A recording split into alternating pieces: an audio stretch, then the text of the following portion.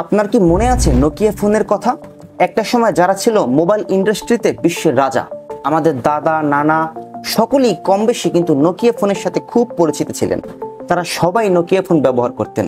কিন্তু কি কারণে হঠাৎ করে নোকিয়া ফোনটি বাংলাদেশের মার্কেট থেকে ধীরে ধীরে বিলুপ্তির পথে? নোকিয়া কোম্পানির যাত্রা শুরু হয় 1865 সালে। তবে মোবাইল ইন্ডাস্ট্রির যাত্রা শুরু হয় মূলত 80-র দশকে, অর্থাৎ 1980-র দিকে। 1990 এবং 2000 সালের গোড়ার দিকে নোকিয়া ছিল বিশ্বের সব থেকে জনপ্রিয় মোবাইল ব্র্যান্ড।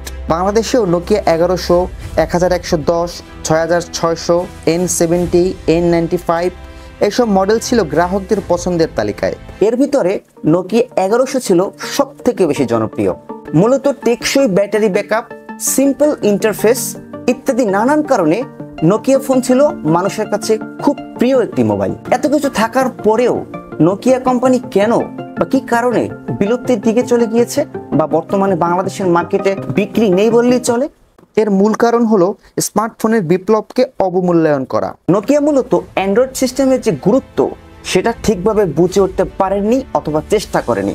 2008 সালে যখন অ্যান্ড্রয়েড এবং iOS মার্কেটে আসে, ঠিক তখন নোকিয়া নিজস্ব অপারেটিং সিস্টেম সিমবিয়ানের উপরই কিন্তু নির্ভর করে। পরবর্তীতে অর্থাৎ 2011 সালে এই নোকিয়া কোম্পানি সিমবিয়ান থেকে বেরিয়ে এসে তারা মাইক্রোসফটের সাথে পার্টনারশিপ করে উইন্ডোজ ফোন চালু করে।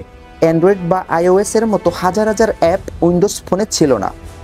ফেসবুক, হোয়াটসঅ্যাপ, ইনস্টাগ্রামের মতো গুরুত্বপূর্ণ কিংবা জনপ্রিয় অ্যাপসগুলি সহজে ব্যবহার করা যেত না। ব্যবহার করা গেলেও অনেক সময় নানান রকম বিড়ম্বনায় গ্রাহকদের পড়তে হতো। অন্যদিকে স্যামসাং, সিম্ফনি, ওয়ালটন, শাওমি এ সকল ব্র্যান্ড যখন কম দামের ভিতরে ভালো ভালো ফিচার দিচ্ছিল, তখনও নোকিয়া একটু এক্সপেন্সিভ ছিল এবং পুরাতন ধাঁচের মোবাইল ফোনগুলো তারা নির্মাণ করত। বাংলাদেশ সহ দক্ষিণ এশিয়ার দেশগুলোতে যারা একটু বাজেট ফোন খুঁজতো তারা কিন্তু ধীরে ধীরে নোকিয়া থেকে একটু মুখ ফিরিয়ে নিতে শুরু করে।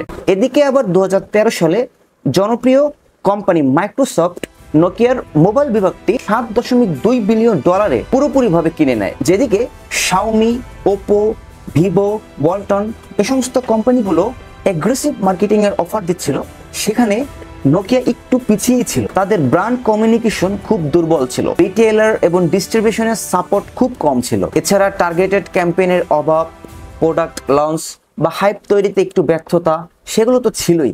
তবে বর্তমানে নোকিয়া অ্যান্ড্রয়েডে ফিরেছে, তবে একবার ব্র্যান্ড ভ্যালুটা হারিয়ে ফেললে সেটা পুনরায় জাগিয়ে তোলা অত্যন্ত কষ্টকর। নোকিয়া ফোনের একটা বিশাল জনপ্রিয়তা এখনো বাংলাদেশে রয়েছে। বিশেষ করে নোকিয়ার যে বাটন ফোনগুলি রয়েছে সেগুলোর জনপ্রিয়তা এখনো আকাশচুম্বী। অনেকেই নোকিয়ার সেই পুরাতন 1100 যে মডেলটি রয়েছে ওই মডেলের ফোন এখনো বাজারে খুঁজে বা কেনার জন্য আগ্রহী। আপনি কি কখনো নোকিয়া ফোন ব্যবহার করেছেন বা ব্যবহার করলে কোন মডেলটি ব্যবহার করেছেন? কমেন্টে জানাতে ভুলবেন না।